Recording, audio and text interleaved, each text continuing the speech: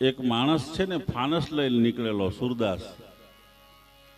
ફાનસ લઈને નીકળ્યો એટલે કોઈએ કીધું કે તમને ક્યાં હુજે છે, તમે કેમ ફાનસ લઈને નીકળ્યા, તમારે ક્યાં આંખ્યું છે? ત્યારે ઓલા સુરદાસે કીધું કે આંખ્યું વાળા મને ન ભટકે ને એટલે નીકળ્યો.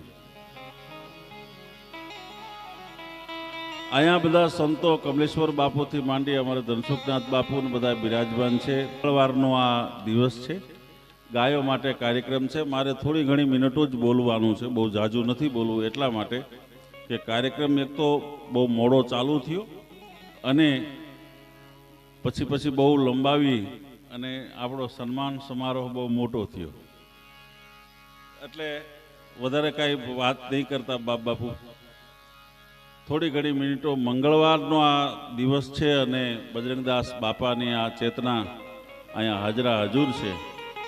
મંજી દાદાએ કીધેલો પ્રસંગ છે માયાભાઈ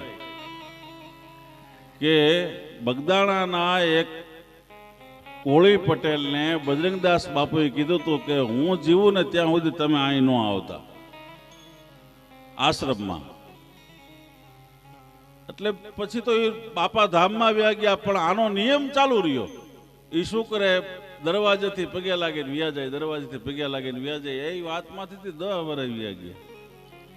એટલે મંજી દાદાએ કીધું કે બાપા જીવતા હતા ને તમને કીધું હતું કે આશ્રમમાં ન આવવું. હવે બાપા ક્યાં છે? બાપા તો ધામમાં વ્યા ગયા, હવે તો અંદર આવો.